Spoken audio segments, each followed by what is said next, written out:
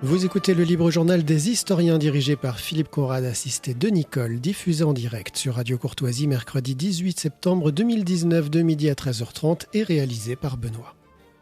N'oubliez pas que Radio Courtoisie est une radio culturelle associative. Afin de sauvegarder une indépendance absolue, Radio Courtoisie refuse toute ressource publicitaire. Radio Courtoisie ne vit que grâce à ses auditeurs. Aidez-nous à demeurer libres. Rendez-vous sur soutenir.radiocourtoisie.fr et accédez à l'ensemble de nos archives à partir de 5 € par an. Vous pouvez également envoyer votre chèque à Radio Courtoisie, 61 boulevard Murat, 75 016 Paris.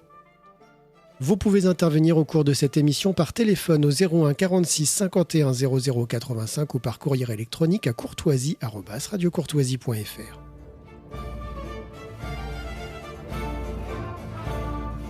Chers auditeurs, bonjour, bienvenue dans cette émission du Libre Journal des Historiens. J'ai le plaisir d'accueillir aujourd'hui Nicolas Klein, qui est un hispanisant de haut vol, agrégé d'espagnol, professeur en classe préparatoire à Nancy. Et je l'ai invité pour parler avec lui de l'histoire de l'Espagne et plus précisément du rapport de l'Espagne à son histoire.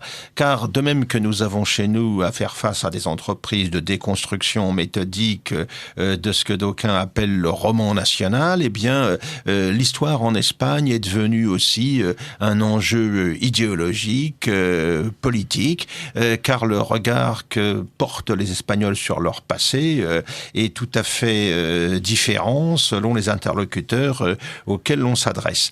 Et alors, j'ai une autre raison d'avoir invité Nicolas Klein, c'est qu'il a traduit deux ouvrages, à mon avis, tout à fait majeurs quant à l'histoire de l'Espagne.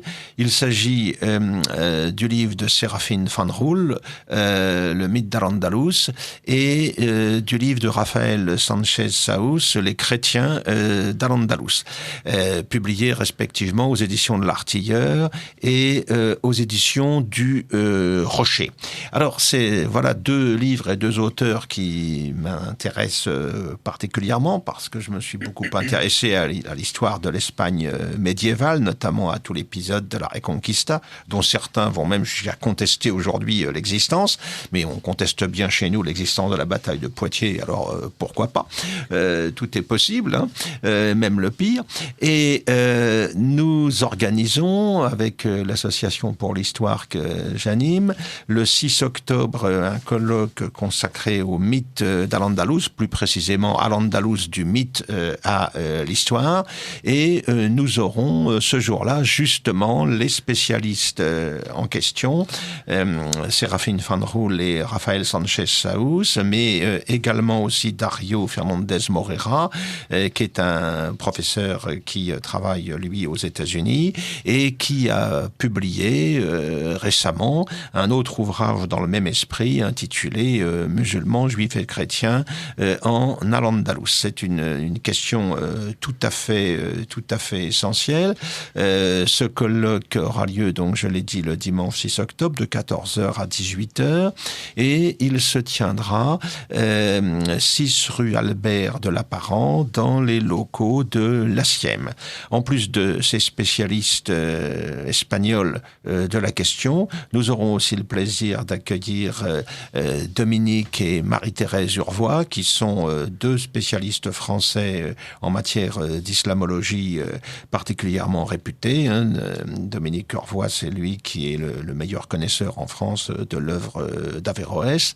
Et puis également, nous accueillerons Arnaud Imatz, qui lui, en conclusion, présentera une synthèse concernant la légende noire espagnole. Voilà donc pour ce qui est de ce colloque. Je vous rappelle donc la date, dimanche 6 octobre, 14h à 18h, 6 rue Albert de Lapparent, dans le 7e arrondissement. Alors, Nicolas Klein, si je vous ai invité aujourd'hui, je l'ai dit en préambule de cette émission, c'est parce que l'Espagne connaît, comme la France, toute une série de remises en cause de son passé. Elle est confrontée à une entreprise de culpabilisation systématique, alors en vrac parce qu'elle a mis un terme à l'épisode d'Al-Andalus, à l'épisode de l'Espagne musulmane. Elle a eu le tort de conquérir le Nouveau Monde, l'Amérique, d'y faire disparaître les brillantes civilisations précolombiennes. Elle est coupable également d'avoir, à l'intérieur de ses frontières, écrasé, entre guillemets, ces minorités catalanes ou basques. Et évidemment, faute suprême, elle est coupable d'avoir donné la victoire aux forces nationales à l'issue de la guerre civile de 1936-1939. Toute cette histoire-là est encore bien vivante dans beaucoup d'esprits.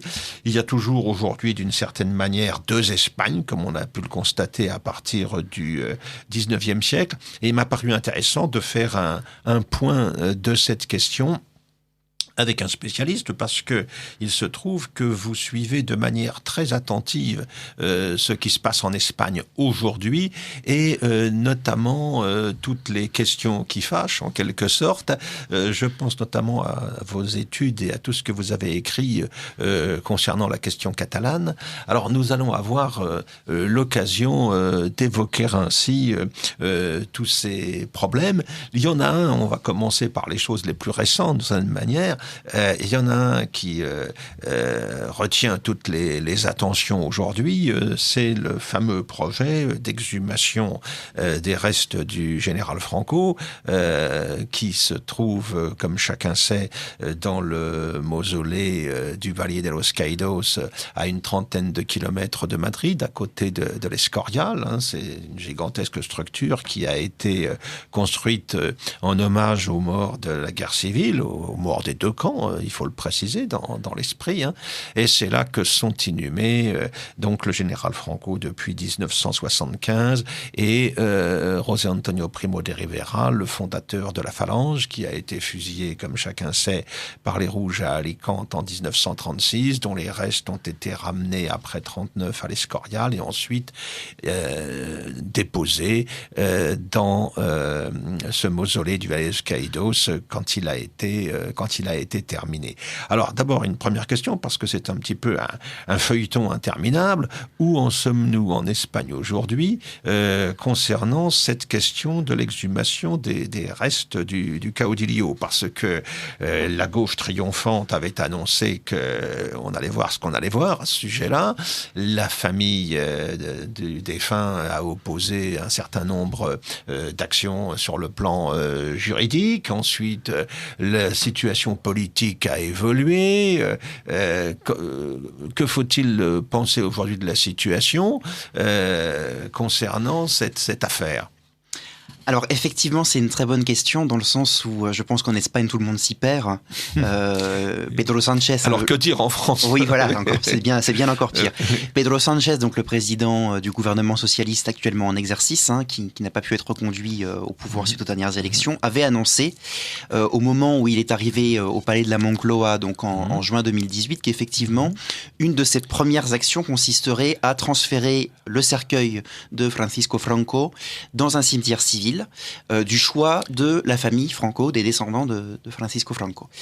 La famille s'y était d'abord opposée avant d'accepter le projet et de proposer une inhumation dans le caveau familial, la concession qu'elle entretient, à la cathédrale de l'Almudena, en plein centre de Madrid. Alors évidemment, c'était une opération absolument terrible pour le pouvoir, puisque l'objectif était justement d'éviter de faire du Valle de los Caídos un lieu de commémoration pour les quelques nostalgiques du franquisme qui subsistent en Espagne aujourd'hui. Or, transférer ce tombeau en plein centre de Madrid revenait en fait à offrir une tribune bien plus importante et bien plus visible précisément à ses adversaires de Pedro Sánchez. Donc ça a été refusé, s'en est suivi toute une série d'actions judiciaires.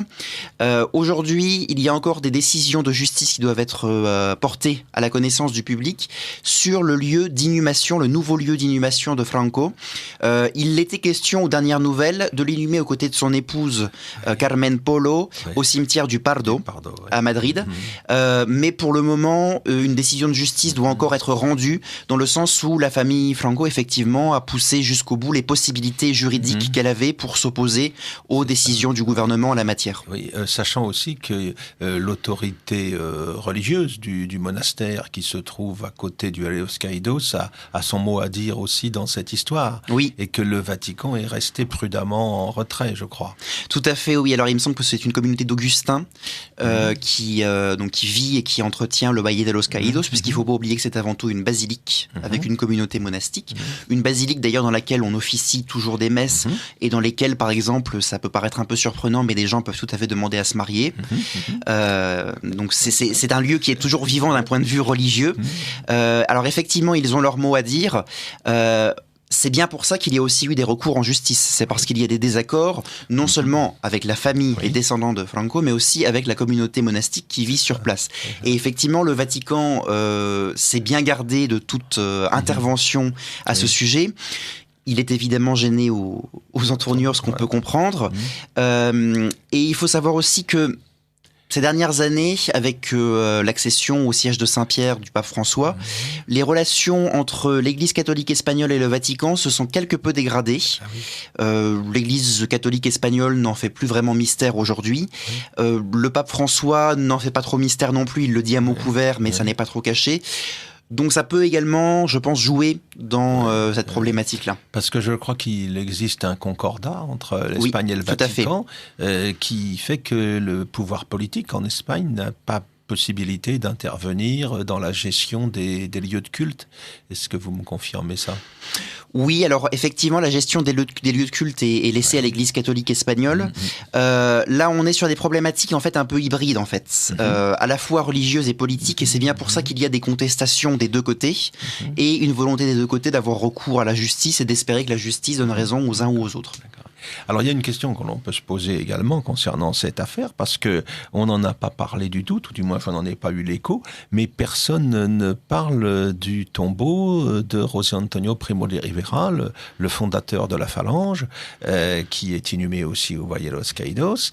Alors on voit pas d'ailleurs ce que on pourrait lui reprocher du point de vue de la gauche, puisqu'il a été fusillé à Alicante en 1936, on peut même dire assassiné par les Rouges à cette occasion, qu'il était en prison au moment du déclenchement de la guerre civile et que donc il n'est en rien responsable de ce qui a pu survenir durant celle-ci ou après la période au cours de laquelle la gauche prête au régime franquiste une répression féroce et considérable. Qu'en est-il ? Parce que on n'a pas vu d'informations concernant le cas de José Antonio. Alors, c'est assez logique parce qu'en fait, le projet de Pedro Sánchez, le projet initial, était de ne laisser au Valle de los Caídos que les dépouilles des personnes tombées durant la guerre civile, que ce soit au combat ou des suites de la répression. Ce qui concerne évidemment José Antonio Primo de Rivera. Ça permet évidemment aussi de ne pas avoir à gérer son dossier, qui est aussi évidemment délicat. Alors, un autre problème se pose, c'est que au Valle de los Caídos ont effectivement été enterrés à la fois des combattants républicains et nationalistes, mais beaucoup de ces combattants républicains, des dépouilles de ces combattants républicains, ont été transférés au Valle de los Caídos sans le consentement des familles. Et aujourd'hui, des descendants de ces familles, un certain nombre tout du moins, estiment qu'ils ont le droit en fait de donner une dépouille à leurs ancêtres, un tombeau dans un cimetière civil. C'est aussi très problématique évidemment parce que ces descendants, ces familles-là, du coup, est en justice de leur côté. Et en plus, ça poserait le problème de l'identification de tous les corps, de tous les squelettes, de tous les ossements qui s'y trouvent. L'ampleur du travail. On a une idée du nombre de victimes qui sont inhumées là, à peu près ? Alors, je n'ai plus souvenir du nombre exact, mais on est sur plusieurs dizaines de milliers. Ah oui, quand même. C'est assez considérable. On est sur une trentaine de milliers, peut-être. Peut-être quelque chose comme ça. On est sur plusieurs dizaines de milliers, c'est sûr. 30 000, 40 000, effectivement. C'est quand même tout à fait considérable. Et puis, vous écoutez Radio Courtoisie. Il y a une chose que les tenants de l'exhumation des restes de Franco ont peut-être oublié, c'est que s'il est inhumé au cimetière du Pardo auprès de son épouse, ça peut devenir de la même manière un lieu de pèlerinage pour les nostalgiques du franquisme. Hein. Tout à fait. Après tout, la tombe assez modeste de Mussolini en Italie reste un lieu de pèlerinage pour des partisans de son régime encore à l'heure actuelle. Et effectivement, il n'y aurait pas de problème à ce que matériellement des nostalgiques du franquisme viennent se recueillir sur sa tombe et y réaliser des actes politiques. Alors normalement, selon la loi de mémoire historique en vigueur en Espagne qui date de 2007, qui avait été une des grandes lois du mandat de Zapatero, il est strictement interdit de réaliser des actes politiques de quelque nature qu'ils soient, quelle que soit leur idéologie. Quelle soit la partie, voilà, dans les lieux considérés de mémoire, ce qui englobe notamment El Valle de los Caídos. Alors, est-ce que ça concernera aussi le cimetière du Pardo qui forcément n'avait pas été inclus dans la loi originellement? C'est une bonne question et il faudra peut-être que le gouvernement espagnol, le moment venu, légifère à ce sujet. Ça risque de compliquer les choses. Alors vous avez une formule là à propos de cette question. Vous avez évoqué le terme de nostalgique du franquisme.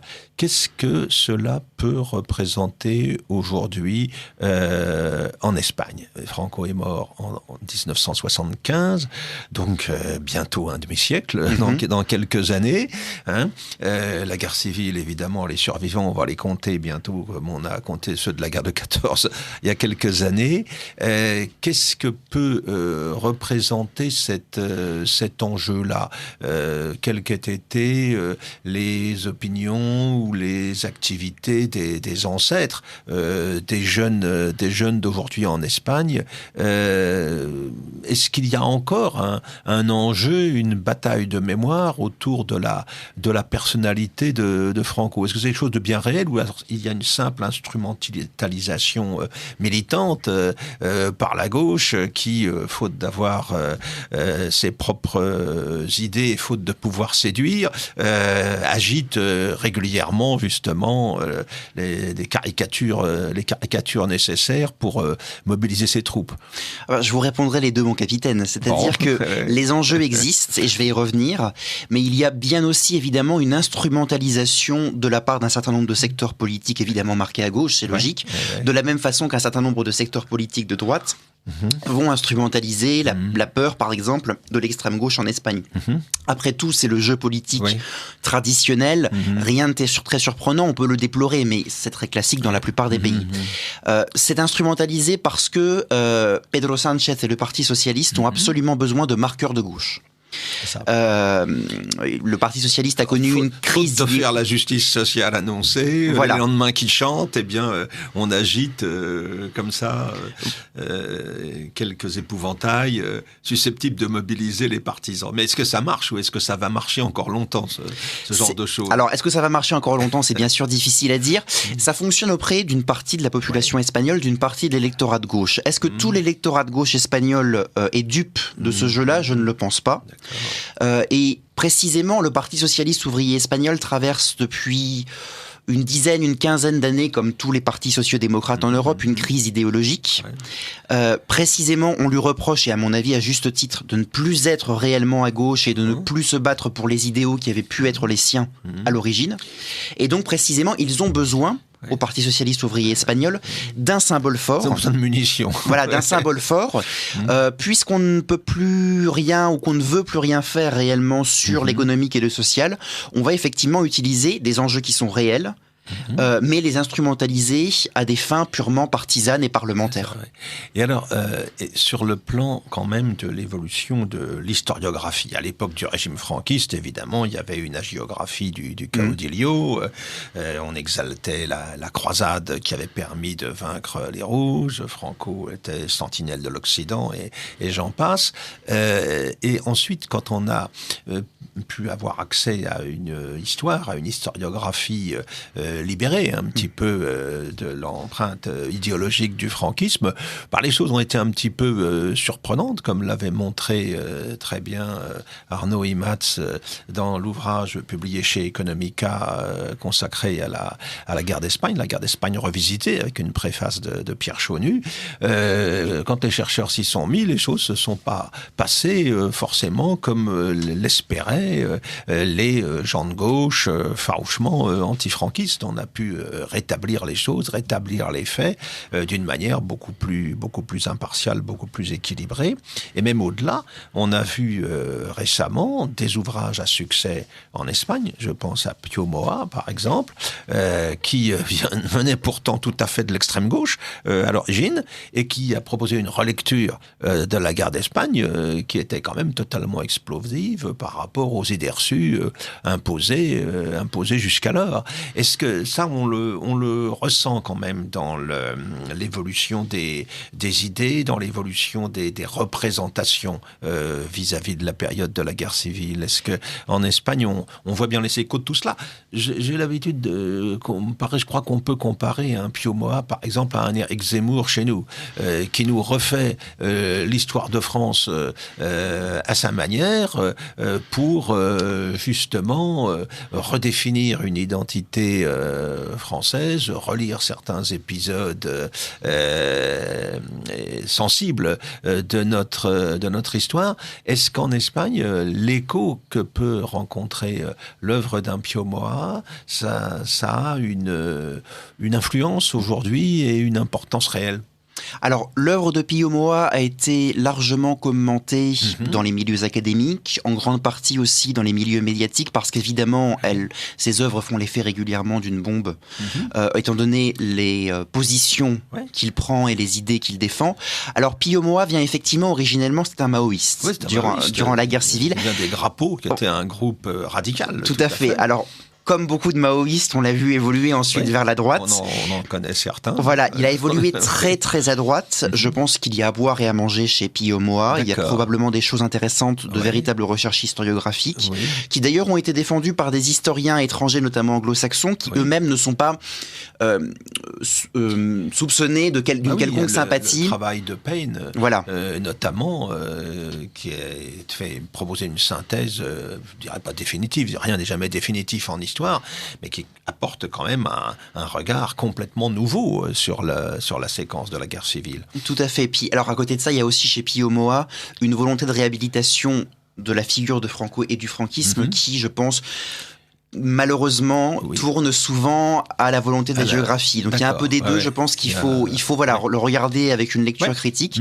Ce qui est vrai, ce que vous avez souligné, c'est qu'il existe un certain nombre d'historiens et de spécialistes du régime franquiste de cette période qui ont souhaité et qui ont, je pense, en grande partie réussi à proposer une historiographie dépassionnée de la période.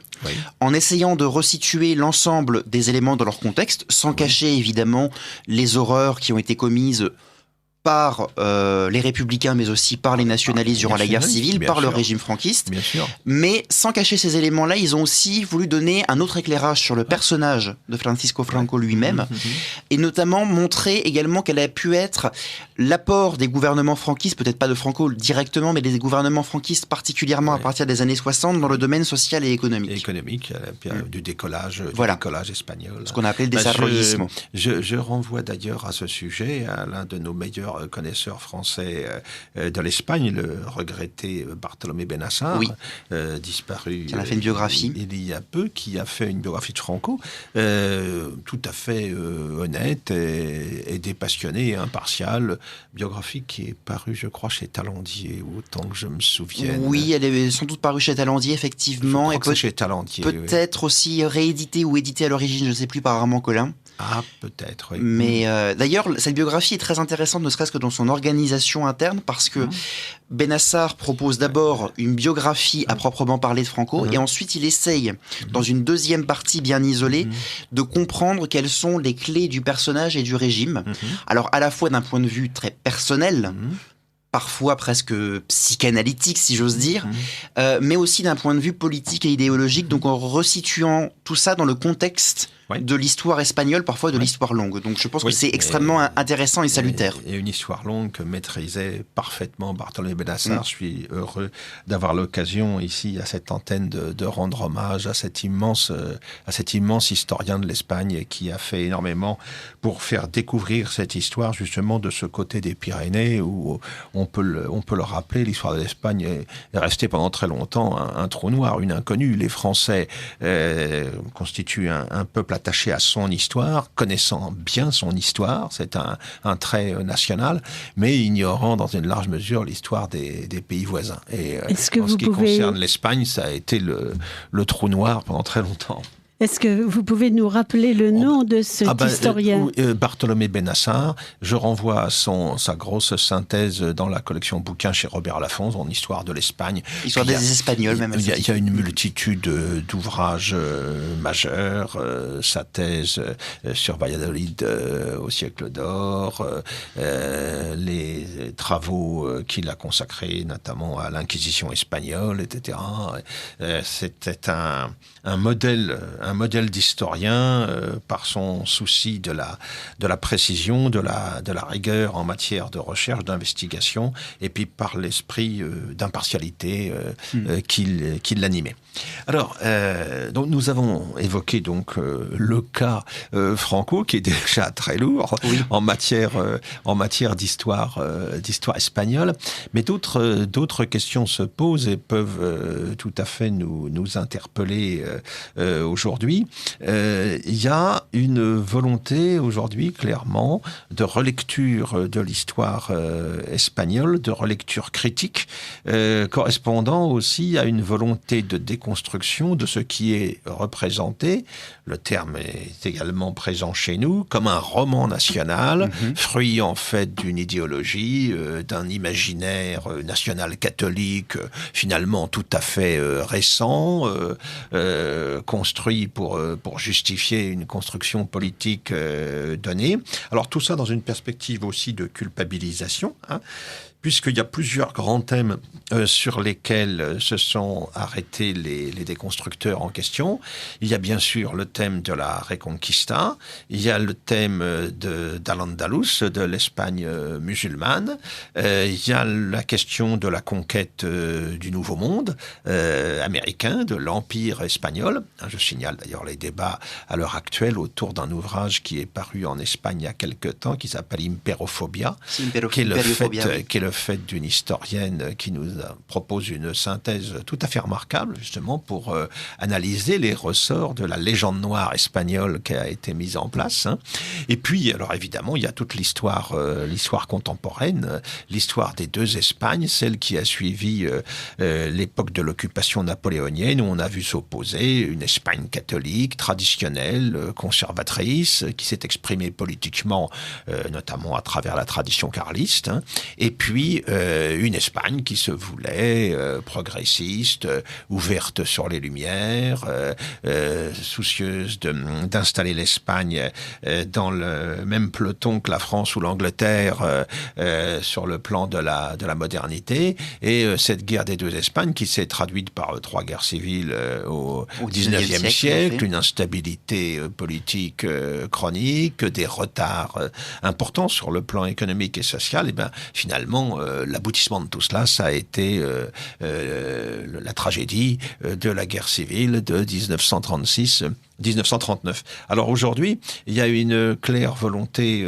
chez certains d'opérer une relecture complète de l'histoire espagnole. Ça fait écho d'ailleurs au vieux débat qui avait animé l'Espagne il y a quelques décennies, celui qui opposait Claudio Sánchez Albornoz, le médiéviste célèbre, à Amerigo Castro, le premier prenant le parti d'une histoire espagnole de très longue durée, prenant faisant partie d'une idiosyncrasie, comme il disait, espagnole fondamentale, et dont il relevait les traces même depuis l'Antiquité, même depuis l'époque celtibérique, une Espagne qui avait survécu, une partie fondamentale en quelque sorte, qui avait survécu à travers l'Empire romain, l'occupation germanique du royaume wisigoth, l'invasion musulmane même, la séquence médiévale, et puis Amerigo Castro qui lui faisait naître l'Espagne de la synthèse des trois éléments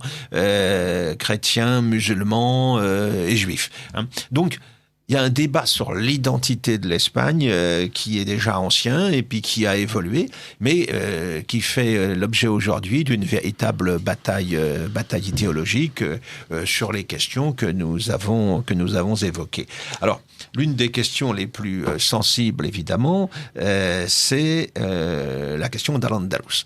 Et ça touche même bien au-delà de l'Espagne, parce que on a cherché à vendre une image, un modèle d'Al-Andalus, c'est-à-dire l'Espagne musulmane, comme l'image d'une société tolérante, d'une société où il faisait bon vivre, d'une société qui avait connu un apogée culturel remarquable, notamment à l'époque du califat omeyyade.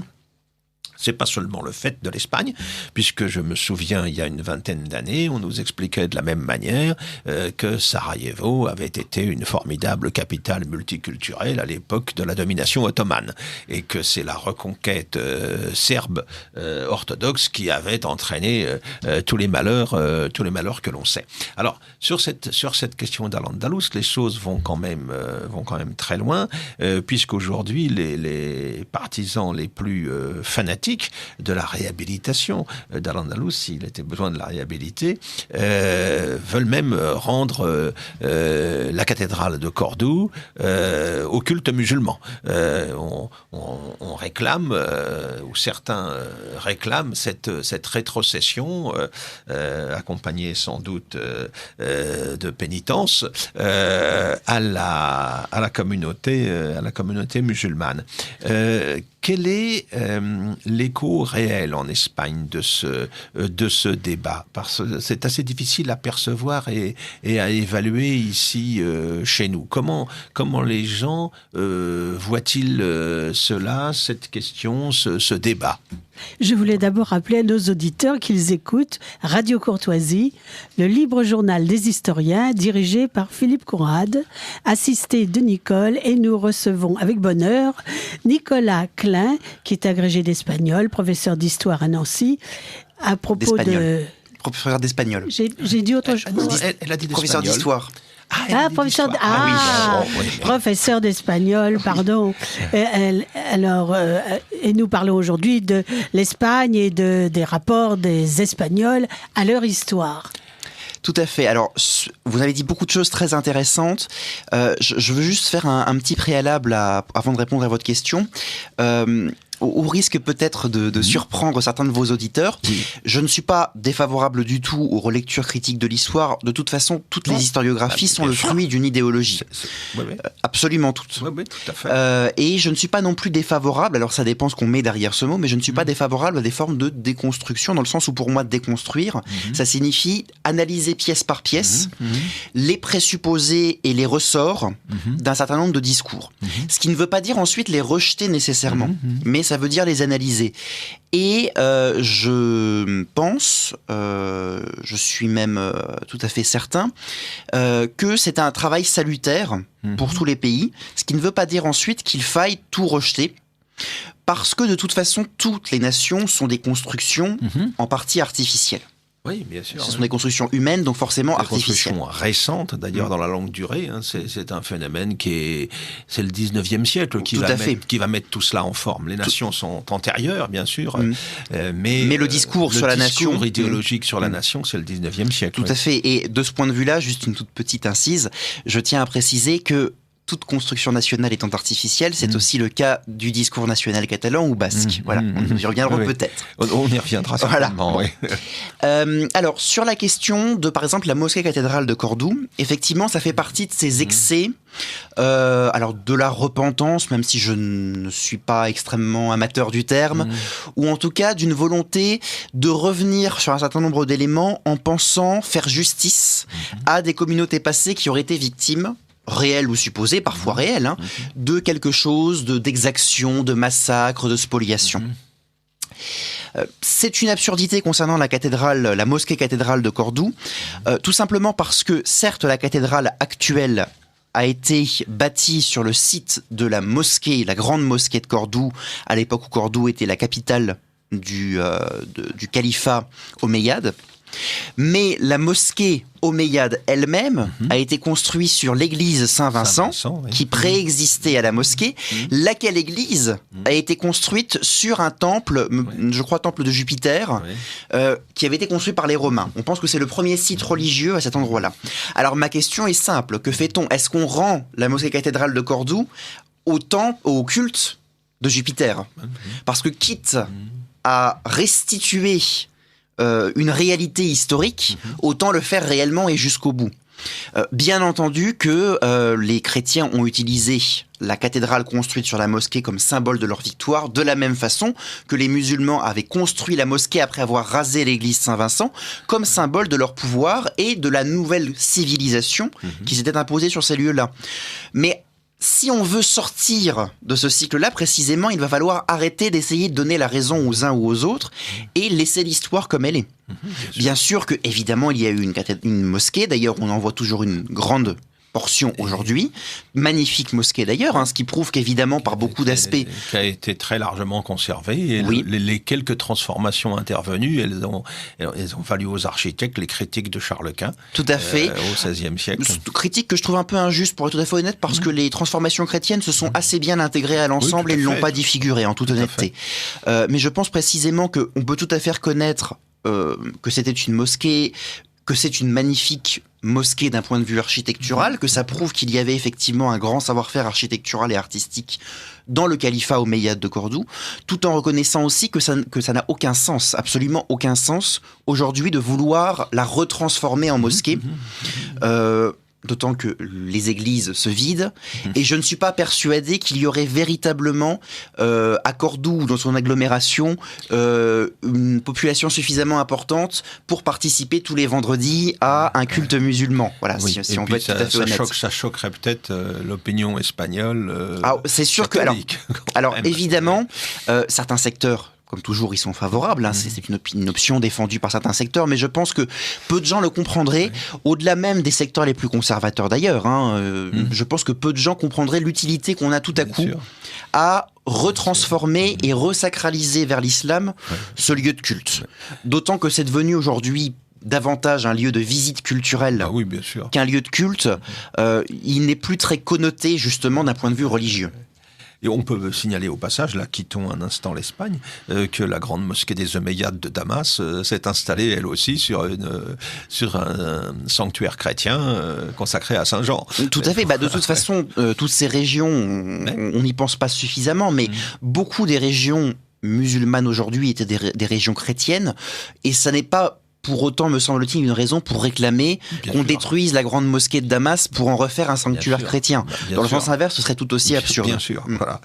Et alors, cette Espagne musulmane, ce passé d'Al-Andalus, est-ce que c'est quelque chose qui est vivant dans le sentiment national en Espagne aujourd'hui, ou est-ce que ça correspond à une époque effectivement de domination extérieure à laquelle la Reconquista a mis fin?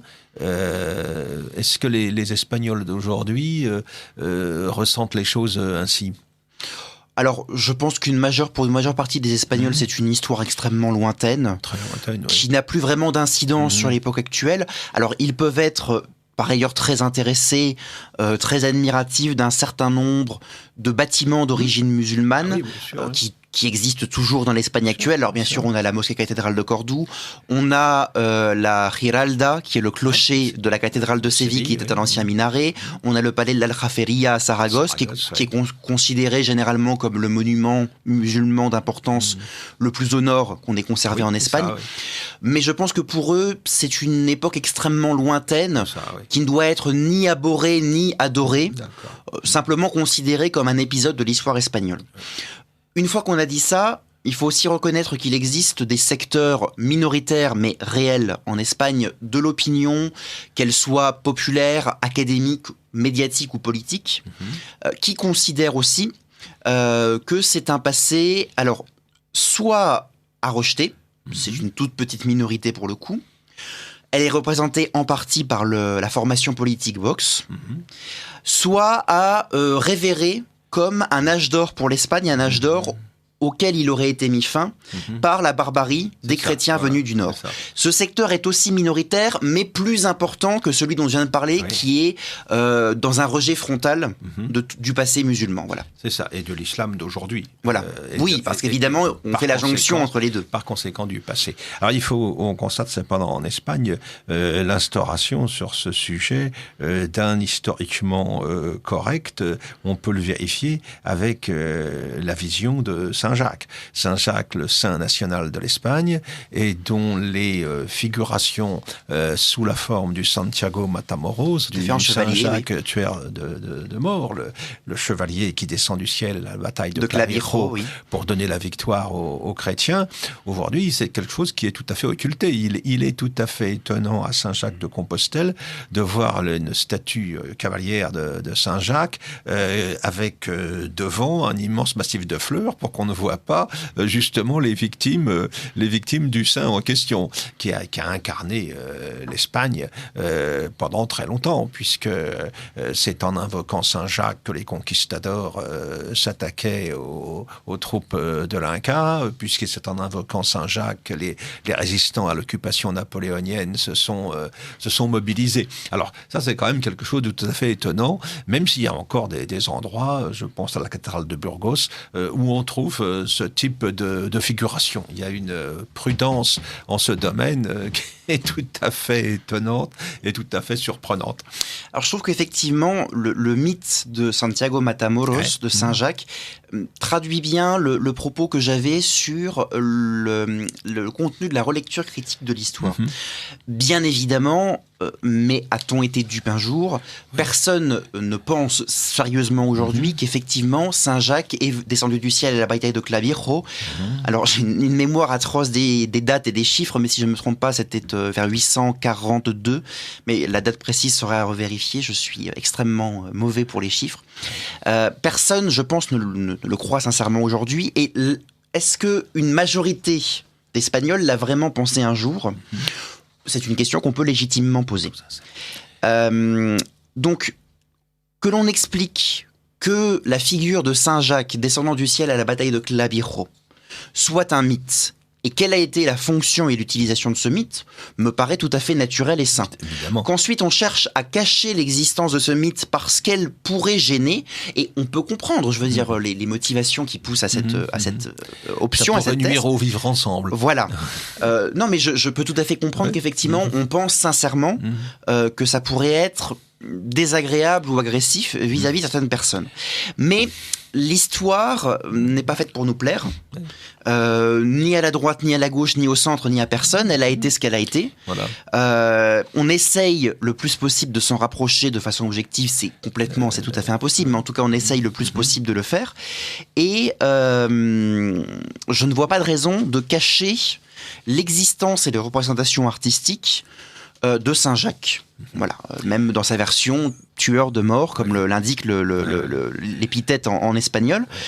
Bien sûr, il faut expliquer dans quel contexte cette figure mythique a été créée et utilisée, mais je ne vois pas de raison de le cacher. Pas plus qu'il ne faudrait cacher des éléments plus gênants éventuellement dans la vision du roman national espagnol. Tout a existé, tout doit être considéré. Il faut aussi comparer aux autres pays, aux autres civilisations. Tous les pays et toutes les civilisations ont eu ou ont des mythes nationaux, certains très sanglants, très belliqueux, très guerriers, et pour autant peut-on le leur reprocher ? Est-ce que l'Espagne viendrait reprocher à la France, on en a beaucoup parlé cette année avec une commémoration importante, au 15 août, est-ce que l'Espagne pourrait légitimement venir reprocher à la France de célébrer Napoléon ? Alors que Napoléon a objectivement commis des massacres en Espagne. A laissé quelques mauvais souvenirs au-delà des Pyrénées. Oui. Il n'y aurait légitimement pas de motif à le faire, de même que légitimement on ne pourrait pas reprocher à l'Espagne d'en avoir un mauvais souvenir et de le perpétuer. Et je pense que c'est pareil pour tout. Alors, nous avons reçu pas mal de questions auxquelles nous allons répondre. Oui, vous écoutez Radio Courtoisie, le libre journal des historiens dirigé par Philippe Conrad, assisté de Nicole, et nous recevons Nicolas Klein qui est agrégé d'espagnol et professeur d'espagnol à Nancy. Alors, nous avons donc des messages. Bonjour à tous, très intéressé par cette émission, comme les autres. L'Espagne, j'ai lu avec intérêt les livres dont vous nous parlez, ainsi que le numéro de la Nouvelle Revue d'Histoire. Ma question est, l'Amérique latine, ce que l'on entend forcément mauvais, vrai ou faux, existe-t-il un livre rétablissant une vérité ? Alors, nous n'avons pas encore eu l'occasion d'aborder justement la question de l'Empire espagnol. Nous répondrons peut-être à cette question tout à l'heure. Voilà, si vous le souhaitez, oui. Oui, alors, bonjour, un autre auditeur. Bonjour, je souhaiterais poser la question suivante à l'invité de l'émission. Quelle est la position du mouvement Vox sur le franquisme ? Et merci de votre réponse. Et c'est un adhérent de Radio Courtoisie qui nous dit bien cordialement. Et puis, une auditrice. Apparemment, il y a une conférence donnée le 6 octobre sur le sujet. Pouvez-vous nous donner des informations ? Alors, Je vais le faire. Eh bien, Philippe, je vous demande de le faire, alors. Oui, tout à fait. Oui. Alors, pour ce qui est du rapport du parti Vox à l'époque franquiste et au franquisme, donc je resitue très rapidement pour nos auditeurs, Vox c'est un parti créé en 2013, mais qui n'a vraiment émergé électoralement qu'en décembre 2018, qui est un parti qu'on classe, alors ça tout dépend du locuteur, de ses idées et des étiquettes qu'il emploie, à l'extrême droite, à la droite radicale, à la droite conservatrice. Je ne rentrerai pas dans ce débat-là. En tout cas, voilà pour le situer brièvement. Alors, Vox, son discours officiel, celui de Santiago Abascal, notamment son président, est de dire que le franquisme a été ce qu'il a été et qu'on ne va plus y toucher. Il est notamment opposé à toutes les lois de mémoire historique qui viseraient à modifier par exemple des pseudonymes, des noms de rue, à déboulonner des statues, le peu qu'il reste en Espagne de Franco par exemple, à détruire des monuments à la gloire de tel ou tel personnage du franquisme. Je pense par exemple au monument à Carrero Blanco à Santonia en Cantabrie, sa ville natale. Donc ils sont très défavorables à toute intervention actuelle sur les traces du passé. Il existe au sein de Vox, à la fois chez les dirigeants, chez les sympathisants et chez les électeurs, des nostalgies du franquisme. Il représente un courant d'opinion dans Vox, mais on ne peut pas résumer Vox à la nostalgie du franquisme. Et je pense au contraire qu'il y a des électeurs chez Vox qui ne regrettent absolument pas cette période, mais qui en revanche sont attachés à d'autres points dont ils estiment qu'ils sont mieux défendus par Santiago Abascal sur le conservatisme social, sur le libéralisme économique aussi par exemple, puisque Vox est un parti libéral d'un point de vue économique. Donc je pense que là, ça va dépendre en fait, que pense Vox ? Ça dépend de l'interlocuteur, ça dépend de la personne qu'on écoute, ça dépend des dirigeants en question, ça dépend des adhérents ou des sympathisants, des électeurs. Chacun peut avoir un discours un petit peu différent sur ce sujet chez Vox. Très bien. Alors, je réponds à la question de l'auditrice concernant le colloque du 6 octobre, donc un colloque intitulé Al-Andalus du mythe à l'histoire, pour lequel nous avons réuni les meilleurs spécialistes, à savoir Sérafine van Roel, l'auteur du mythe d'Al-Andalus, Rafael Sanchez Saus, auteur des Chrétiens d'Al-Andalus, et également Dario Fernandez Morera, Camara pour son ouvrage Musulmans, Juifs et Chrétiens d'Al-Andalus. Il faut y ajouter deux professeurs éminents spécialistes d'islamologie, Dominique et Marie-Thérèse Urvois. Et il faut y ajouter également Arnaud Imatz, qui est un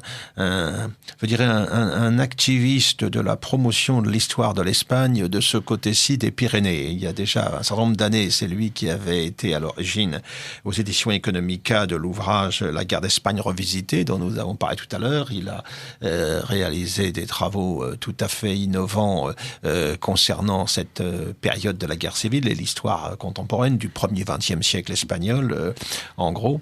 Et c'est lui qui a été à la manœuvre justement pour faire traduire en français les ouvrages que j'évoquais il y a un instant. Alors ce colloque, il aura lieu de 14h à 18h, donc le dimanche 6 octobre, à la salle de l'Acième, 6 rue Albert de Lapparent, dans le 7e arrondissement.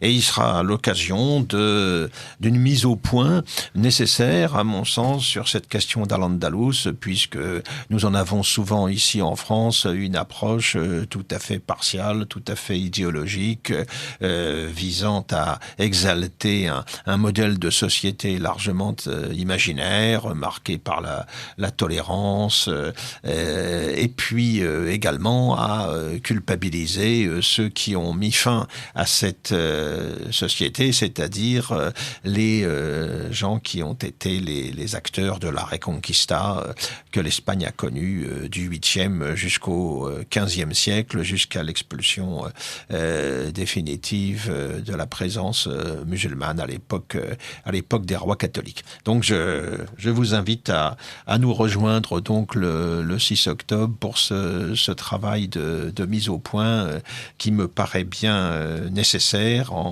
dans l'époque de déconstruction que nous connaissons.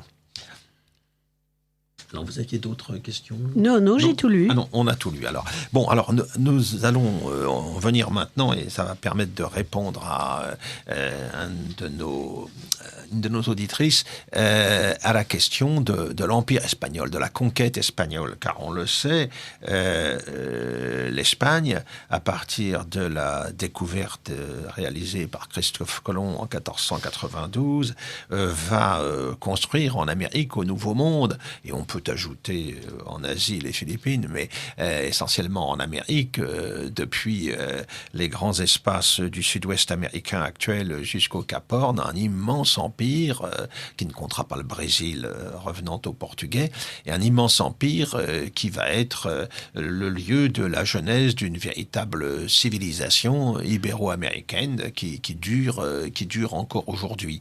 Alors cet empire espagnol, il va faire l'objet d'attaques et de condamnations très vigoureuses, très vite d'ailleurs, à l'époque où en Europe l'Espagne, puissance dominante, est confrontée notamment aux puissances protestantes que sont l'Angleterre et les Pays-Bas. Il va faire l'objet d'accusations, de calomnies également, tout à fait importantes. Et cette légende noire qui se met en place à l'époque, elle a finalement continué, elle est devenue quelque chose de récurrent au cours des siècles suivants, l'Espagne étant assimilée à une puissance colonisatrice, génocidaire, puisque les populations amérindiennes et la civilisation dont elles étaient les porteuses ont largement disparu. Et puis on associe à cela évidemment la critique du prosélytisme catholique, et on met dans le même sac évidemment l'Inquisition et les crimes qui lui sont attribués. Alors, déjà coupable de la reconquête face à l'Espagne musulmane, voilà une Espagne maintenant, une Espagne impériale, qui se trouve accusée de mille maux pour avoir conquis le Nouveau Monde et créé cet espace nouveau, cet espace de l'Hispanidad, tel qu'il s'est constitué alors. Alors, que peut-on penser de cette vision des choses ? Et pour répondre à la question de notre auditrice, est-ce que vous avez un ouvrage ou des ouvrages particuliers à conseiller pour aborder ce domaine bien particulier ? Alors, un ou des ouvrages, j'en ai à conseiller évidemment. Beaucoup sont en espagnol, donc ça peut être difficile pour la barrière de la langue. Je peux quand même recommander en français le travail de Joseph Pérez, qui est un des autres grands hispanistes français. L'alter ego de Benassar. Voilà, âgé lui aussi, mais toujours parmi vivant, nous. Toujours parmi nous, qui a notamment consacré alors un ouvrage fondamental à l'histoire de l'Espagne, qui est paru, je crois, aux éditions Fayard, me semble-t-il. Oui. Et avant cela, un ouvrage au roi catholique. Tout à fait, oui. Ferdinand et Isabelle. Oui. Et il a consacré un nouvel ouvrage aussi à Isabelle la catholique sur la question est-ce que c'était un modèle de chrétienté ou pas. Et il a écrit un livre qui, à mon avis, est remarquable et fondamental, qui est le livre sur la légende noire de l'Espagne. Et qui, je pense, permettra de... Chez Fayard aussi. Chez Fayard aussi, je crois. Fayard. Qui n'est pas un ouvrage extrêmement étendu, qui n'est pas un pavé décourageant par avance, mais qui est extrêmement clair, synthétique, qui s'adresse à tout le monde, y compris aux néophytes. Et qui me semble salutaire de lire pour toutes les personnes qui s'intéressent à ces questions et qui n'en auraient soit aucune idée, soit des idées largement faussées par les images d'Épinal qu'on a sur la question. Alors évidemment, il n'aborde pas que la problématique de l'Empire espagnol et de la colonisation du continent américain par l'Espagne, mais il y consacre une bonne partie et comme vous le disiez, ça rejaillit bien entendu aussi sur la question de l'Inquisition et du prosélytisme catholique qu'on attribue à l'Espagne. Alors, sur la question de l'Amérique espagnole, je pense que là aussi, il faut savoir faire la part des choses. L'Espagne a bien entendu été une puissance colonisatrice comme l'ont été les autres pays européens pour la plupart, et comme l'ont été bien d'autres pays dans le monde. Je pense, là tout de suite, je pense au Japon, mais bien d'autres pays ont été des puissances colonisatrices. Donc il est incontestable qu'effectivement l'Espagne a colonisé l'Amérique latine avec les abus auxquels ça a pu donner lieu et qu'il ne s'agit pas de nier ou de minimiser. Mais inversement, il ne s'agit pas non plus de les exagérer ou de les caricaturer. Je pense qu'il existe très peu de pays comme l'Espagne qui, très rapidement, comme vous le disiez, se soient posé la question de la colonisation et de l'occupation des espaces américains. D'abord parce que le motif premier de la colonisation de ces nouvelles terres, et ça n'était pas qu'un prétexte, ça a pu être un prétexte pour certains, mais ça n'était pas qu'un prétexte de façon générale, a été l'évangélisation des nouvelles populations. On a des lettres d'Isabelle la catholique, adressées notamment à Christophe Colomb, dont il ne faut pas oublier qu'il a été à un moment prisonnier en Espagne, des lettres adressées à Christophe Colomb ou à des administrateurs de la première colonisation de l'Amérique par l'Espagne, expliquant que les populations habitant sur place, les populations autochtones, étant considérées comme des sujets de la couronne de Castille, et comme des chrétiens ou de futurs chrétiens, des chrétiens en devenir, ne peuvent pas être réduits en esclavage, ne peuvent pas être maltraités. Est-ce que ces réalités ont existé malgré tout? Bien sûr qu'elles ont existé. Mais très rapidement, la couronne de Castille et d'Aragon, puis la couronne d'Espagne, ont mis des moyens humains et financiers et juridiques, législatifs très importants pour mettre fin aux abus dont ils avaient connaissance, dont ils avaient eu l'écho.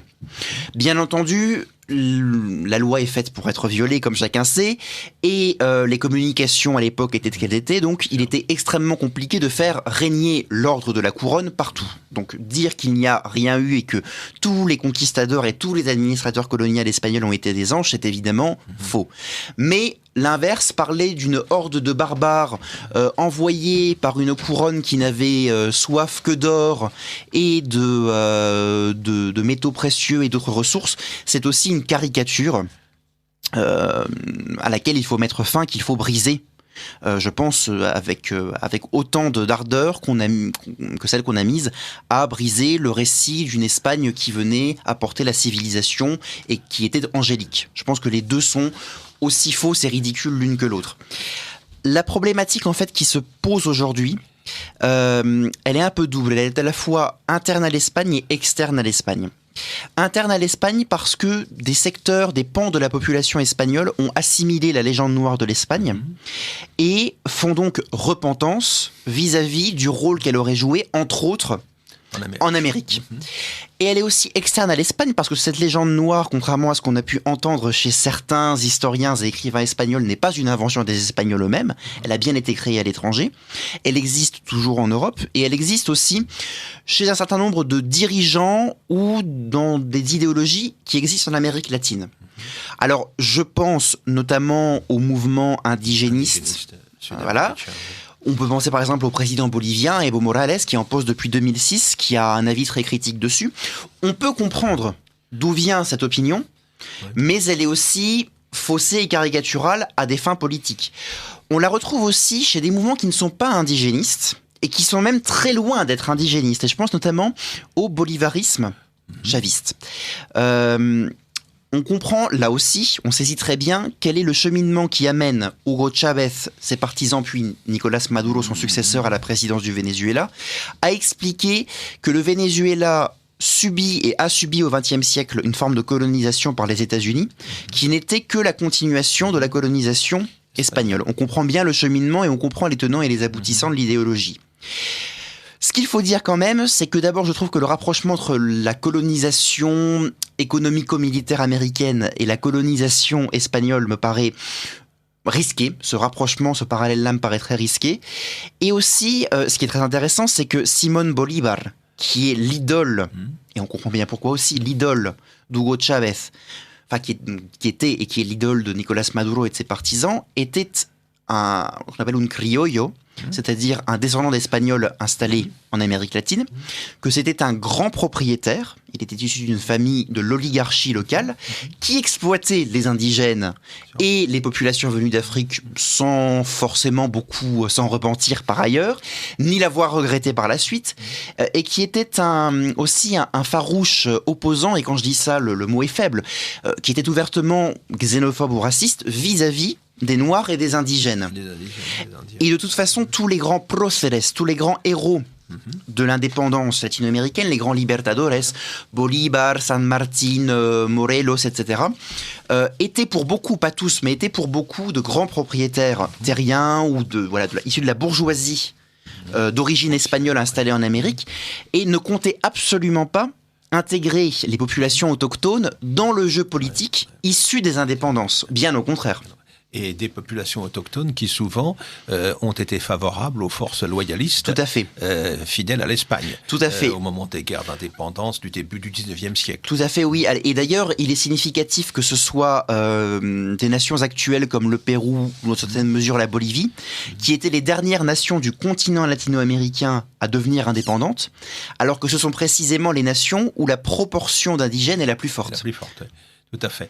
Et alors, il faut quand même rappeler aussi, quand on fait le procès de la conquête espagnole, pourquoi pas, que les victimes de cette conquête, c'est-à-dire les civilisations précolombiennes, auxquelles on peut trouver, bien entendu, toutes les vertus qu'on veut, étaient quand même des civilisations qui pouvaient apparaître dans le contexte européen de l'époque totalement barbares, pratiquant massivement les sacrifices humains, etc., ce qui explique aussi la forme qu'a pu prendre la conquête. Et puis, je ne sais si on l'a évoqué, mais vous avez montré que l'Espagne s'était préoccupée très vite de la réalité de la colonisation. Et on a la fameuse controverse de Valladolid, oui. Qui a été présentée de manière assez caricaturale dans un film à la télévision, mais qui témoigne quand même de cet aspect-là des choses, à un moment où c'est en Espagne, où l'on voit émerger ce que va devenir le droit moderne à travers notamment l'école de Salamanque. Tout à fait, oui. C'est en fait la controverse de Valladolid, comme vous l'expliquiez très bien, a été présentée de façon un peu caricaturale dans le téléfilm adapté de l'ouvrage de Briseville. La controverse de Valladolid porte moins sur est-ce que les Indiens ont une âme ou pas. Alors, la question nous choque évidemment à juste titre aujourd'hui. Parce que ça voudrait dire qu'à une époque, on a pu considérer que se posait la question de la nature humaine d'autres civilisations. C'est une réalité, effectivement, à cette époque, la question a pu se poser, mais elle ne s'est pas posée qu'en Espagne. Et en réalité, d'ailleurs, j'oserais dire plutôt l'inverse, en fait, qu'elle ne s'est posée qu'en Espagne, parce que dans les autres pays, pour la plupart des gens, cela ne faisait aucun doute qu'ils n'appartenaient pas à la nature humaine. Donc il est très intéressant de voir aujourd'hui des pays, notamment européens, reprocher à l'Espagne d'avoir posé ouvertement la question, alors que pour eux, la réponse était claire et qu'elle n'est pas celle que nous avons aujourd'hui. On sait le sort que les anglo-saxons ont réservé aux populations indigènes en Australie ou en Amérique du Nord. Voilà. Donc, je pense qu'effectivement, il y a peu de leçons à recevoir de ce côté-là. Alors effectivement, la controverse province de Valladolid, c'est un peu la partie émergée de l'iceberg. J'ose espérer que c'est pas un mot anglais, iceberg. Bon, limite. On dira rien. C'est un peu la partie émergée donc de toute cette histoire-là. Voilà, de l'iceberg, parce que en fait, il existe à l'époque toute une réflexion en Espagne sur ce qu'on appelle les justes titres ou les justes droits de la conquête, qui effectivement correspondent au débat qui anime l'école de Salamanque, ou ce qu'on a aussi appelé la seconde scolastique espagnole, avec beaucoup de noms qu'on a oubliés, comme par exemple Vitoria, ou Azpilicueta, et Sepúlveda, bien sûr, qui est un peu caricaturé également. Ça n'est pas le fruit que d'une toute petite minorité qui s'est représentée par Bartolomé de las Casas. Voilà. C'est en fait un débat très large qui a été promu par la monarchie espagnole dès Charles Quint, puisque par exemple la chute de l'Empire Inca c'est 1519, et à ce moment-là c'est Aztèque, pardon, excusez-moi, oui. Inca, c'est un peu plus tardif. La chute de l'Empire aztèque, c'est 1519. Et c'est Charles Quint qui règne à ce moment-là en Espagne sous le nom de Charles Ier. Il promeut véritablement, il encourage l'existence de débats qui doivent ensuite amener à une codification juridique de ce que la réalité américaine doit être. Et donc ça, c'est extrêmement intéressant parce qu'en fait, plus on approfondit les lectures dans ce sens, plus on découvre de choses et plus on se rend compte qu'il y a eu une vraie préoccupation en Espagne sur le sort des populations indigènes, qui s'est traduite par toute une série de mesures et de projets très intéressants. On pense bien sûr, le plus connu sont sans doute les réductions du Paraguay par les jésuites, qui ont été grignotées par le pouvoir politique. On en a une illustration un peu indirect dans différents films. Je pense par exemple à Mission. Voilà, merci de Roland Joffé. C'était l'objet d'une question d'une auditrice, justement. Mais en fait, ça a pris bien d'autres formes. Les réductions du Paraguay sont les éléments les plus connus, mais ça a pris bien d'autres formes. Donc, est-ce que des Espagnols ont commis des massacres ou des abus sur le continent américain ? Évidemment, personne ne le nie, personne de sérieux ne le nie. Est-ce qu'ils ont été en fait des barbares venus renverser des civilisations extrêmement raffinées et angéliques ? Non, en tout cas angéliques, ça c'est certain. Vous parliez effectivement des sacrifices humains de l'Empire aztèque, qui ont horrifié et qui nous horrifieraient aussi aujourd'hui, qui ont horrifié les conquérants de l'époque. Et qui justifieraient une intervention humanitaire, voilà. Et une ingérence extérieure. Voilà. Alors, bien sûr, ça ne partirait pas de considérations chrétiennes, mais on justifierait évidemment aussi l'intervention humanitaire. Ce qu'il faut bien comprendre aussi, c'est que d'autres civilisations indigènes dont on parle beaucoup moins aujourd'hui, je pense au cas du Mexique, ont aidé les Espagnols à faire chuter l'Empire aztèque. Ils n'y seraient pas parvenus pour un raison de rapport de force en termes d'effectifs. Voilà. Même avec les armes à feu, qui en plus étaient extrêmement lentes à recharger et à utiliser à l'époque, même avec ça, il aurait été très difficile de vaincre l'Empire aztèque, qui en termes numérique était bien supérieur. On sait aussi qu'il y a eu des batailles menées dans les rues de Tenochtitlan, dans la fameuse rue de la bataille de la Noche Triste, où les Espagnols ont été chassés de Tenochtitlan une première fois. Il aurait été impossible pour les Espagnols de venir à bout d'un empire aussi constitué et aussi organisé, qui est très organisé.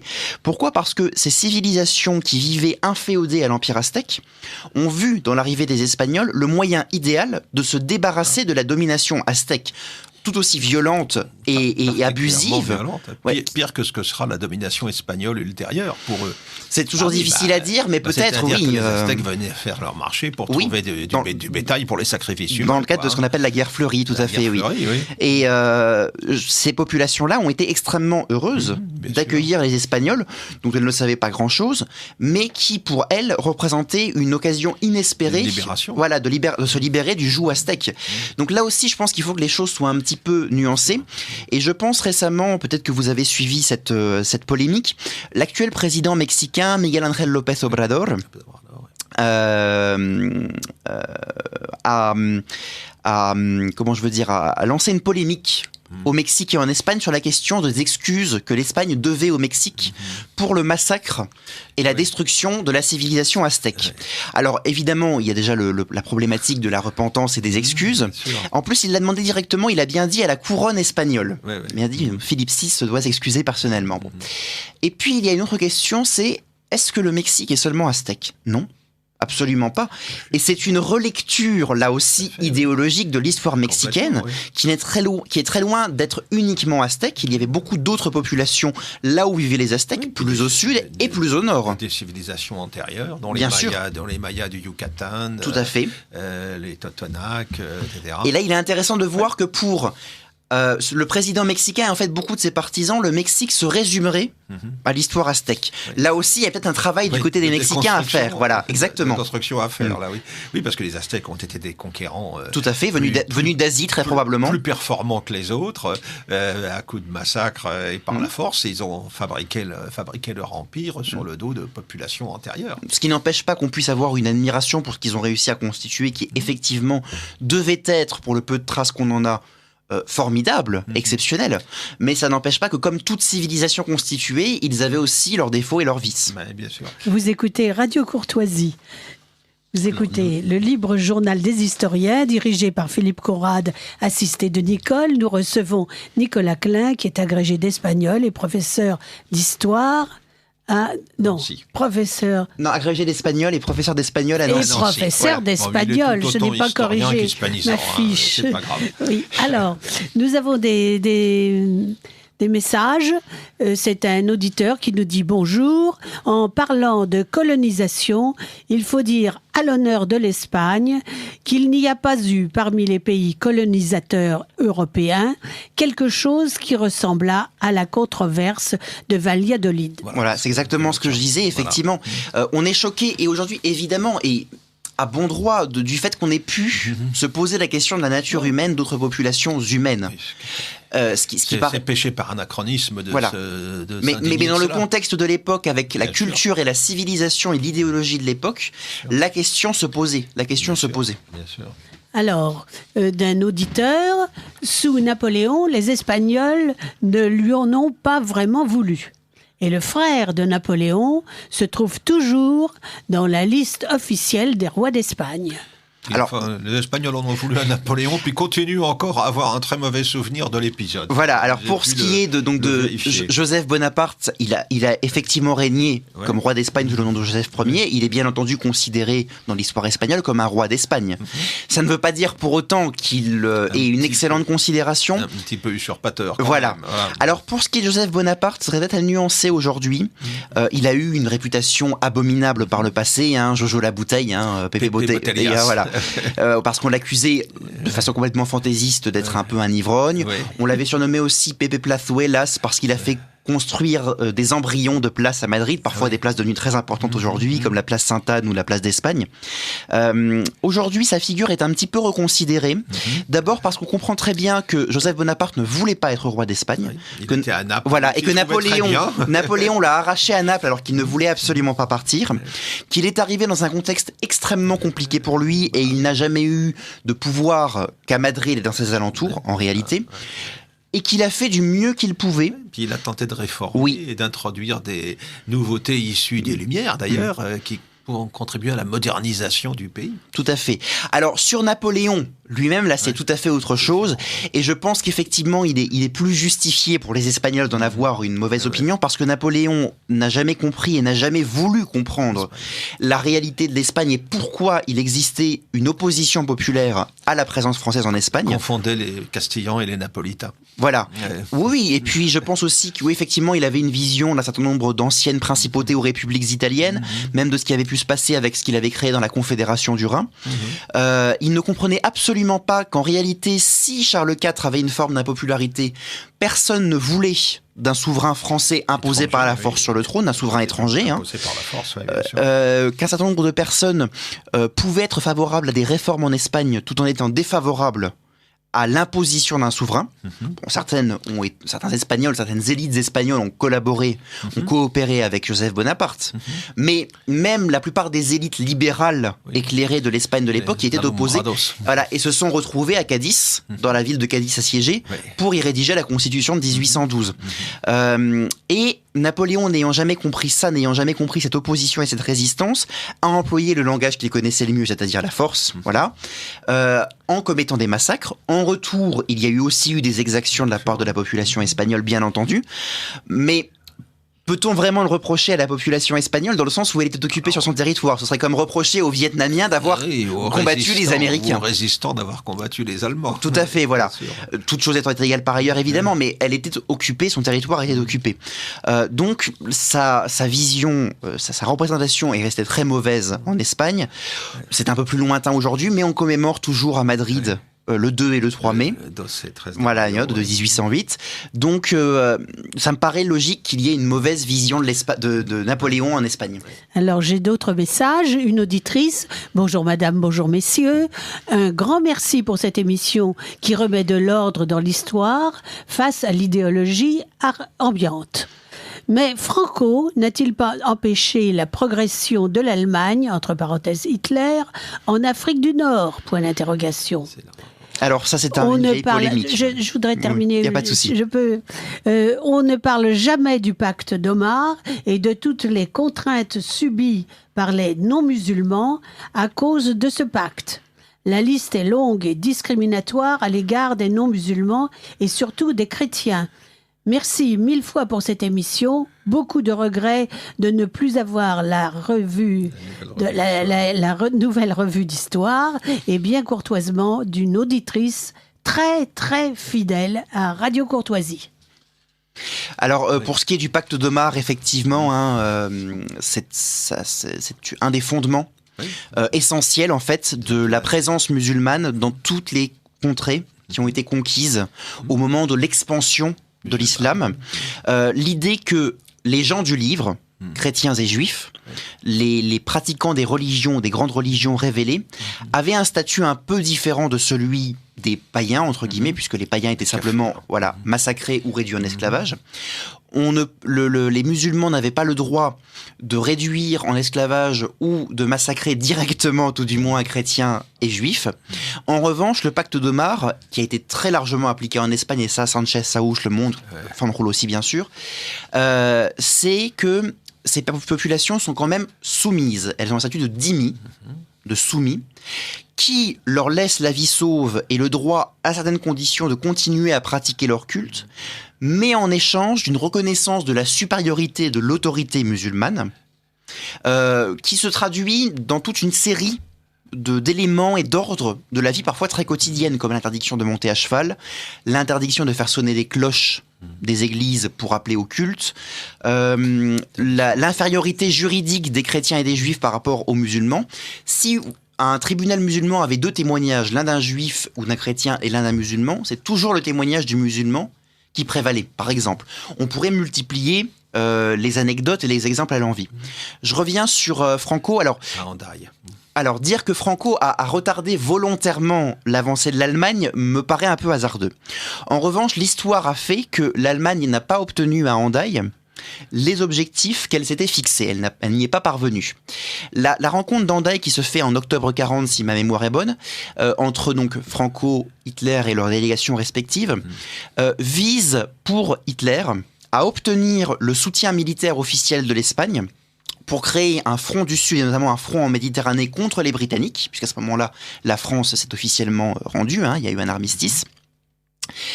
Parce qu'Hitler espère pouvoir aiguillonner le Royaume-Uni dans ses possessions méditerranéennes et chez ses alliés méditerranéens traditionnels. Les bases qu'elle a à Chypre, mais aussi Malte, etc. Ça permettrait en fait de verrouiller la Méditerranée avec l'Italie et aussi... Voilà, et en prenant Gibraltar, et aussi de venir couper donc l'accès à l'Afrique, et notamment à l'Afrique du Nord, qui, pour une grande partie, est colonie française, mais n'oublions pas non plus, par exemple, l'Égypte, qui à ce moment-là est colonie britannique. Alors, ce qui s'est passé, on le sait très bien aujourd'hui, c'est que Franco n'était pas défavorable en soi à une alliance officielle de l'Espagne avec l'Allemagne, mais à des conditions extrêmement précises et lourdes pour l'Allemagne. Franco réclamait notamment que l'Allemagne s'engage sur la reconquête de Gibraltar pour l'Espagne et voulait aussi qu'Hitler s'engage sur la cession d'une bonne partie des colonies africaines de la France à l'Espagne. En Oranie et au Maroc. Voilà, notamment le Maroc, mais aussi une partie de l'Afrique équatoriale aussi. Franco avait des vues depuis la Guinée équatoriale sur l'Afrique subsaharienne. À partir de là, Hitler a estimé en réalité que les exigences de Franco traduisaient un manque d'engagement réel de sa part et étaient inadmissibles, inacceptables. Et donc, il a renoncé à l'ouverture de ce nouveau front officiel. Donc, est-ce que Franco a volontairement retardé l'avancée de l'Allemagne? Non, on le sait aujourd'hui. Est-ce que Franco, par ses exigences et indirectement, a mis une épine dans le pied de l'Allemagne qui espérait avoir des résultats de ce côté-là? Ça, c'est vrai. Alors, je crois que je peux tout à fait confirmer ce que vous dites, parce que j'ai eu l'occasion de m'en entretenir avec Serrano Suñer, qui était le ministre des Affaires étrangères en même temps que le beau-frère de Franco, Tout à fait. que j'avais rencontré, je ne vais pas dire interviewé sur cette chaîne, que j'avais rencontré à Madrid, et il confirmait que les Espagnols avaient adopté cette stratégie, ou cette tactique, si l'on veut, vis-à-vis de Hitler, c'est-à-dire poser un niveau d'exigence très élevé pour une éventuelle alliance, de manière à pouvoir rester à l'extérieur de cette guerre. Franco avait parfaitement conscience que l'Espagne sortait d'une guerre civile terrible, elle en sortait épuisée, appauvrie. Il avait aussi en tête le fait que dans les semaines qui ont précédé l'entrevue d'Hendaye, l'Allemagne avait échoué dans la bataille d'Angleterre. C'est-à-dire que l'Angleterre avait réussi, grâce au sacrifice de ses pilotes, à maintenir sa liberté d'action et à être en mesure de poursuivre la lutte. Les choses auraient peut-être été différentes si l'Angleterre de Churchill avait craqué pendant l'été 1940. Tout à fait. Ouais. Et alors, postérieurement à l'entrevue d'Hendaye, et ça a conforté les autorités franquistes dans leur position, et ça a d'ailleurs écarté les germanophiles, dont Serrano Suñer, des premiers cercles du pouvoir. Il y a eu bien sûr la bataille de Stalingrad, mais on oublie de le dire aussi, le débarquement en Afrique du Nord française, oui. Ensuite, le débarquement en Sicile, et également, c'est assez peu connu, les Alliés ont songé sérieusement, avant d'abandonner l'idée, à une invasion, à une occupation des Canaries, depuis l'Afrique du Nord. Et ça, Franco n'en voulait évidemment à aucun prix. Il ne faut pas oublier aussi que les Canaries ont failli être occupées par les États-Unis au 19e siècle, dans le cadre de la guerre hispano-américaine de 1898, et que c'est une vieille peur de l'Espagne que de voir les Canaries occupées par une puissance étrangère.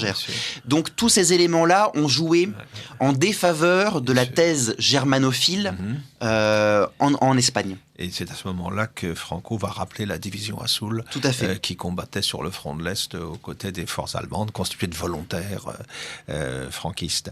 Alors, j'ai encore une question. C'est une auditrice qui nous dit « Bonjour Madame, Messieurs. Lorsqu'on parle de Isabelle la catholique, on parle de l'Inquisition. Sous-entendu, Inquisition égale crime religieux. Mais qu'en est-il exactement ? Merci à tous, et toujours regret de ne plus lire la nouvelle revue d'histoire. Alors, l'Inquisition en Espagne est instituée très tardivement par rapport à la France. Elle est instituée en 1478. La France l'avait instituée plusieurs siècles auparavant. À l'époque de l'hérésie cathare. Tout à fait. Et alors, l'Inquisition en Espagne avait aussi une visée politique, puisque c'était une des rares institutions communes à la couronne de Castille et à la couronne d'Aragon. L'unification de l'Espagne par les rois catholiques est d'abord une union personnelle entre Isabelle de Castille et Ferdinand d'Aragon. Et il n'y avait que quelques institutions communes entre ces deux couronnes, dont l'Inquisition. Elle a, de ce fait, pu être instrumentalisée à des fins politiques. Pour ce qui est des crimes religieux, il est bien évident que, là je parle toujours d'aujourd'hui, on n'irait plus faire brûler personne sur un bûcher pour des questions d'hérésie. Mais ces questions de bûcher ont été très largement exagérées et fantasmées par le passé. Je pense notamment, quelque chose qui m'a toujours beaucoup choqué, c'est l'infâme prologue, si j'ose dire, du film 1492, La conquête du paradis de Ridley Scott avec Gérard Depardieu, qui nous présente l'Espagne comme un royaume plongé dans la terreur, la superstition et la peur religieuse. Tout d'abord, les bûchers ont été extrêmement rares, les condamnations à mort ont été extrêmement rares en Espagne. Je renvoie au livre de Bartolomé Benassar sur l'Inquisition espagnole, qui fait un point définitif pratiquement sur la question. Voilà. Et en plus, l'avantage de l'Inquisition, c'est qu'elle était extrêmement paperassière et tatillonne. On a tous les comptes rendus, toutes les minutes de procès. On sait au mot près quels ont été les témoignages des uns et des autres, on sait quelles ont été les condamnations. Ce qu'on sait très précisément, c'est qu'il y a eu assez peu sur la période de l'activité de l'Inquisition en Espagne de 1478 à 1833, son abolition officielle, très peu de condamnés à mort. Beaucoup moins, par exemple, que dans les grandes chasses aux sorcières d'Europe centrale, germanique ou septentrionale, jusqu'au XVIIIe siècle. Hein, la dernière sorcière brûlée pour motif de sorcellerie en Europe, c'est en Suisse. Intéressant de le signaler tout de même, dans les parties germanophones de la Suisse. Et puis ça a été le fait, généralement, des pouvoirs politiques en Europe, notamment en France. Ce sont les parlements qui... Robert Muchain-Blais a fait de très bons travaux là-dessus. Ce qu'on sait aussi, c'est que beaucoup de prisonniers et d'accusés de droit commun en Espagne simulaient l'hérésie pour être dans les prisons de l'Inquisition parce qu'ils y étaient bien mieux traités dans les autres. que dans les prisons de droit commun politique, si j'ose dire. On sait aussi que l'Inquisition en Espagne a mis en place, par exemple, le principe de la récusation des juges. Le principe aussi de la condamnation des faux témoignages, et elle a réprimé très ardemment les faux témoignages. Ça ne se passait pas sur effet d'une simple dénonciation anonyme, c'était beaucoup plus compliqué que ça. Le faux témoignage était très durement puni, et c'était aux accusateurs de prouver que la personne accusée était bien coupable, et non pas, comme ça se pratiquait auparavant, à la personne accusée de prouver qu'elle n'avait rien fait, qu'elle était innocente.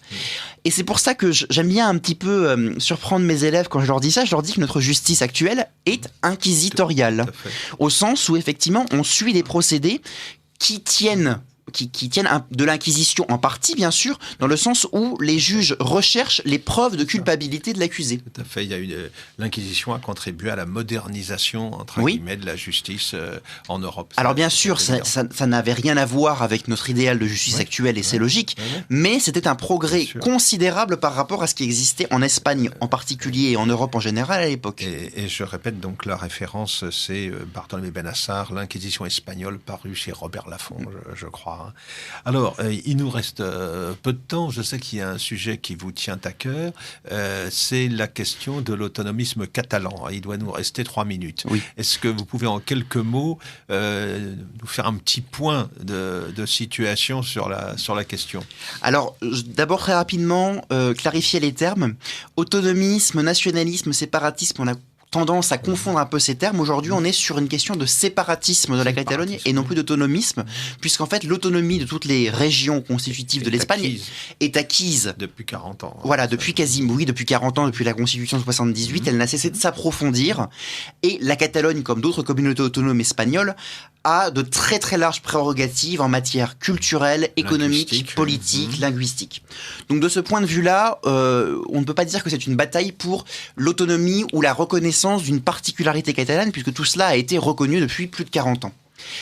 Pour ce qui est du séparatisme, aujourd'hui, on se trouve dans une situation, malheureusement, et je suis le premier à le déplorer, de pourrissement de la situation, dans le sens où les séparatistes catalans ont pu avoir une fenêtre d'opportunité en 2017, à la fin de l'année 2017, pour obtenir l'indépendance. Il y a eu une courte fenêtre au mois d'octobre, mais qui n'a pas été empruntée, ça ne s'est pas concrétisé.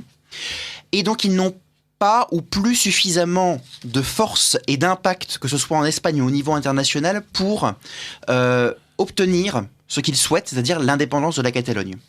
Notamment parce qu'une grande partie de la population catalane elle-même y est hostile et qu'on a eu des manifestations le 8 et le 29 octobre 2017, par exemple, ce ne sont que des exemples, massives contre le séparatisme.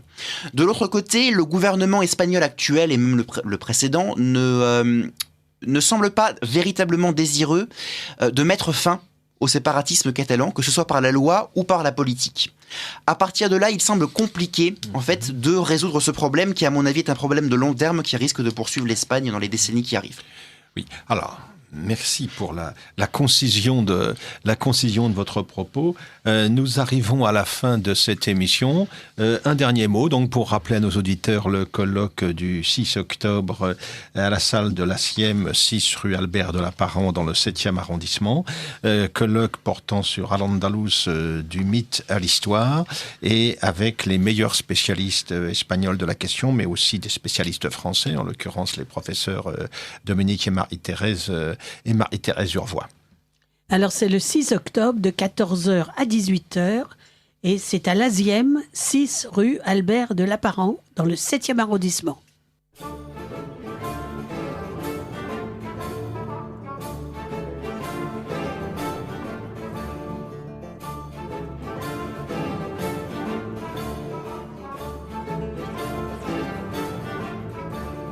Vous venez d'entendre le libre journal des historiens dirigé par Philippe Conrad, assisté de Nicole, diffusé en direct sur Radio Courtoisie, mercredi 18 septembre 2019, de midi à 13h30 et réalisé par Benoît. N'oubliez pas que Radio Courtoisie est une radio culturelle associative. Afin de sauvegarder une indépendance absolue, Radio Courtoisie refuse toute ressource publicitaire. Radio Courtoisie ne vit que grâce à ses auditeurs. Aidez-nous à demeurer libres. Rendez-vous sur soutenir.radiocourtoisie.fr et accédez à l'ensemble de nos archives à partir de 5 € par an. Vous pouvez également envoyer votre chèque à Radio Courtoisie, 61 boulevard Murat, 75 016 Paris. Si vous le désirez, nous pouvons vous faire parvenir un enregistrement de ce libre journal. Commandez le CD-ROM pour le prix franc de port de 9 € ou 6 € seulement si vous êtes adhérent de notre association. Je vous rappelle notre adresse, Radio Courtoisie, 61 boulevard Murat, 75 016 Paris.